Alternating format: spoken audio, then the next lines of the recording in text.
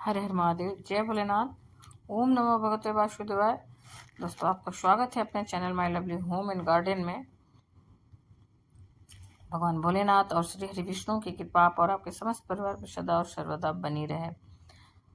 आज की वीडियो में आप सुनेंगे मोक्षदा एकादशी की व्रत कथा और इसके साथ ही मोक्षदा एकादशी के दिन किस प्रकार से भगवान श्री हरि विष्णु की पूजा आराधना करनी चाहिए, किन मंत्रों का जप करना चाहिए, कौन सा उपाय करना चाहिए, मोक्षदा एकादशी व्रत के नियम क्या होते हैं और पूजा और पारण के शुभ मुहूर्त भी क्या है। संपूर्ण जानकारी आपको आज की वीडियो में दी जाएगी, तो वीडियो को अंत तक जरूर देखिए। अगर वीडियो पसंद आ जाए तो इसे लाइक भी जरूर कीजिए, क्योंकि आपके लाइक्स और कमेंट्स मेरे लिए बहुत ही महत्वपूर्ण होते हैं। यही एकमात्र जरिया है जिनसे मुझे पता चलता है कि आपको ये वीडियो अच्छी लगती है और आपके लिए यह वीडियो उपयोगी है। अगर वीडियो अच्छी लगे तो लाइक ज़रूर कीजिए और अपने फ्रेंड्स और फैमिली में भी शेयर कीजिए। मेरे चैनल पर पहली बार आए हैं तो मेरे चैनल को सब्सक्राइब करिए, बेल नोटिफिकेशन अवश्य ही दबाइए, जिससे कि आने वाली वीडियो आपको समय से प्राप्त हो सके। दोस्तों, अगर आप एकादशी का व्रत शुरू करना चाहते हैं तो इस बार मोक्षदा एकादशी से आप व्रत का प्रारंभ कर सकते हैं। जैसे कि कई भक्तों के प्रश्न आते हैं कि उन्होंने व्रत शुरू करना है तो कब से शुरू करें। तो वैसे तो आप कभी भी किसी भी एकादशी से व्रत प्रारंभ कर सकते हैं, लेकिन मोक्षदा एकादशी श्रेष्ठ है तो आप इस दिन से भी अपने व्रत का प्रारंभ कर सकते हैं। और अब जानते हैं मोक्षदा एकादशी की तिथि कब प्रारंभ हो रही है, कब समाप्त हो रही है, व्रत हमें कब धारण करना है। मार्गशीर्ष मास के शुक्ल पक्ष की एकादशी तिथि प्रारंभ हो रही है 11 दिसंबर 2024 को सुबह 3:42 पर और एकादशी तिथि समाप्त हो रही है 12 दिसंबर को रात्रि में मध्य रात्रि में 1:09 पर।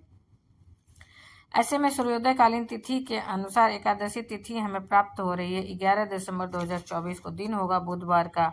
इसी दिन एकादशी व्रत हमें धारण करना है और गीता जयंती का पावन पर्व भी 11 दिसंबर को ही मनाया जाएगा। एकादशी के दिन सूर्योदय काल का समय आपको प्राप्त हो रहा है सुबह 7:02 से लेकर 5:58 पर। एकादशी के दिन ब्रह्म मुहूर्त में स्नान करना चाहिए, तो ब्रह्म मुहूर्त का समय रहेगा 11 दिसंबर को 5:26 सुबह से लेकर 6:14 पर। इस बार की जो एकादशी है इस दिन हमें अभिजीत मुहूर्त नहीं प्राप्त हो रहा है, लेकिन राहु काल का समय नोट कर लीजिए। 12:20 से लेकर 1:39 तक राहु काल दोपहर में रहेगा। शुभ कार्य नहीं करना चाहिए, मतलब शुभ कार्य प्रारंभ नहीं करना चाहिए। यदि आप पहले से कर रहे हैं तो करते रहिए, बिल्कुल कोई दिक्कत नहीं है, लेकिन राहु काल के समय में कोई भी नया कार्य या कोई भी शुभ कार्य नहीं शुरू करना चाहिए। एकादशी का व्रत हम धारण कर रहे हैं 11 दिसंबर 2024 को बुधवार के दिन मंगलवार को दशमी तिथि के नियम का पालन हमें करना है 10 दिसंबर 2024 को। दशमी तिथि के नियम का पालन करेंगे, जिसमें आपको किसी भी प्रकार के तामसिक चीज़ों का सेवन नहीं करना चाहिए। लहसुन, प्याज, मांस, मदिरा सभी चीज़ों से आपको परहेज करना चाहिए और साथ ही शुद्ध सात्विक भोजन लेते हुए ब्रह्मचर्य का पालन करना चाहिए और संभव हो तो भूमि पर शयन करना चाहिए। साथ ही तुलसी के पत्ते एकादशी के दिन हमें नहीं तोड़ना है, तो इस बात का भी ध्यान रखिए और आप इसका इंतजाम पहले से कर लीजिए, तोड़कर रख लीजिए। एकादशी के दिन तुलसी में जल भी नहीं देना चाहिए, तो आप दशमी तिथि के दिन ही मंगलवार को ही जल दे दीजिए तुलसी में अच्छी तरीके से, ताकि तुलसी सूखे नहीं। आप फिर एकादशी को आप व्रत करते हैं और द्वादशी तिथि के दिन व्रत का पारण करते हैं। तो अब बात करेंगे द्वादशी तिथि कब प्रारंभ हो रही है और कब समाप्त हो रही है, और मोक्षदा एकादशी का व्रत का पारण हमें कब करना है। द्वादशी तिथि प्रारंभ हो रही है 12 दिसंबर 2024 को मध्य रात्रि में 1:09 पर और द्वादशी तिथि समाप्त हो रही है 12 दिसंबर को 10:26 पर। 12 दिसंबर को सुबह 7:05 पर जो समय है 5 मिनट से लेकर 9:09 के बीच में व्रत का पारण आपको करना है। अब बात करें कि भगवान श्री कृष्ण की विशेष पूजा का शुभ मुहूर्त हमें कब प्राप्त हो रहा है। तो प्रातःकाल 9:34 से लेकर 11:03 का हमें समय प्राप्त हो रहा है सुबह में श्री हरि विष्णु और चाहे कृष्ण भगवान के किसी भी स्वरूप की पूजा करने का।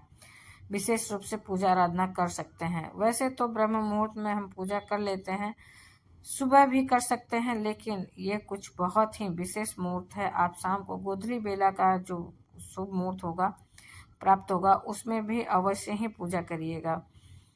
शाम को 5:22 से लेकर 5:50 का जो गोधूली बेला का समय है, वो शुभ मुहूर्त भी विशेष मुहूर्त है, इसमें भी आप पूजा अवश्य करें। आप इसके बाद भी कर सकते हैं, लेकिन यह अत्यंत ही श्रेष्ठ और शुभ मुहूर्त होता है जिस समय में हम पूजा करते हैं।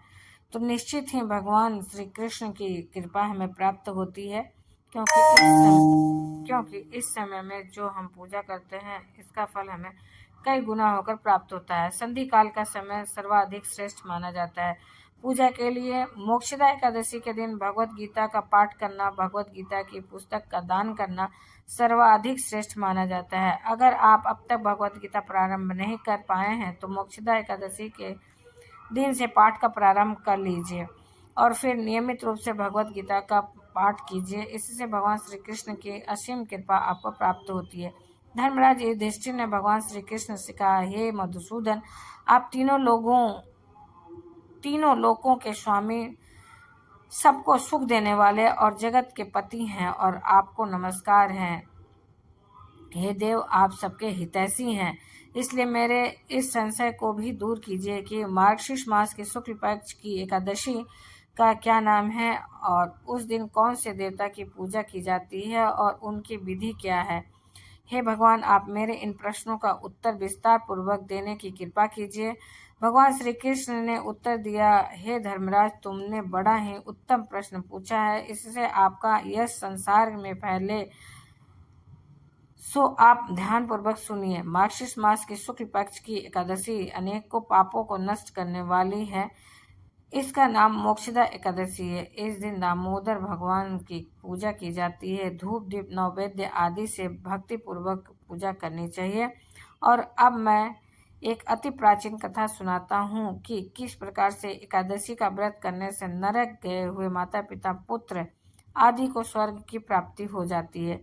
गोकुल नामक नगर में एक बैखानस नाम का राजा राज्य करता था। उसके राज्य में चारों वेदों के ज्ञाता ब्राह्मण रहते थे और राजा अपनी प्रजा का पुत्र वधु पिता नरक में पड़ा है स्वप्न देखकर राजा को बड़ा ही दुख और आश्चर्य हुआ और प्रातःकाल होते ही विद्वान ब्राह्मणों से अपने स्वप्न की बात कही जाए। राजा ने कहा, हे ब्राह्मणों, रात्रि में मैंने अपने पिता को स्वप्न में नरक में पड़ा देखा है और उन्होंने मुझसे कहा है कि हे पुत्र, मैं नरक भोग रहा हूँ और यहाँ से मेरी मुक्ति करो। तो हे ब्राह्मणों, आप लोग मुझे कोई ऐसा तप, दान, व्रत आदि उपाय बताइए जिससे मेरे पिता की मुक्ति हो जाए। उस पुत्र का जीवन व्यर्थ है जो अपने माता पिता का उद्धार न कर सके।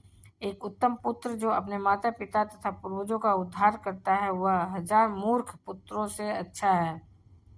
राजा के ऐसे वचन सुनकर ब्राह्मण कहने लगे, हे राजन, यहाँ समीप में ही भूत भविष्य वर्तमान के ज्ञाता पर्वत ऋषि का आश्रम है। आपके प्रश्नों का उत्तर वे भली भांति दे सकते हैं। ऐसा सुनकर राजा पर्वत मुनि के आश्रम में गए। उस आश्रम में अनेकों शांत चित्त योगी और मुनि तपस्या कर रहे थे और उसी स्थान पर चारों वेदों के ज्ञाता साक्षात ब्रह्मा के समान पर्वत मुनि बैठे हुए थे। राजा ने कहा, वहां जाकर उनको साष्टांग प्रणाम किया। पर्वत मुनि ने राजा से उनके आने का प्रयोजन पूछा। राजा ने कहा, हे महाराज, आपकी कृपा से मेरे राज्य में सब कुशल है, परंतु अकस्मात एक विघ्न आ गया है जिससे मेरे हृदय में अत्यंत अशांति हो रही है। यह सुनकर पर्वत मुनि ने एक क्षण के लिए आंखें बंद की और भूत और भविष्य के बारे में विचार करने लगे। फिर बोले, हे राजन, मैंने अपने योग बल से तुम्हारे पिता के सब कुकर्म को जान लिया है। उन्होंने पूर्व जन्म में सौत के कहने पर अपनी दूसरी कामातुर पत्नी को ऋतुदान मांगने पर भी नहीं दिया था। उसी पाप के फल से तुम्हारे पिता को नरक भोगना पड़ रहा है। तब राजा बोला, हे महात्मा, मेरे पिता के उद्धार के निमित्त कोई उपाय बताइए। पर्वत मुनि बोले, हे राजन, मार्गशीर्ष मास के शुक्ल पक्ष की एकादशी को उपवास करके उनके पुण्य को अपने पिता को संकल्प कर देना। उस एकादशी के पुण्य के प्रभाव से अवश्य ही आपके पिता को मुक्ति मिलेगी। मुनि के वचनों को सुनकर राजा अपने महल में वापस आ गए और कुटुंब सहित उस मोक्षदा एकादशी का व्रत किया। फिर उस उपवास के पुण्य को राजा ने अपने पिता को अर्पण कर दिया। उस पुण्य के प्रभाव से राजा के पिता को नरक से मुक्ति मिल गई और वह स्वर्ग को चले गए। मार्गशीर्ष मास के शुक्ल पक्ष की इस एकादशी मोक्षदा एकादशी का व्रत करने वाले के समस्त पाप नष्ट हो जाते हैं और अंत में स्वर्ग लोक की प्राप्ति होती है। इस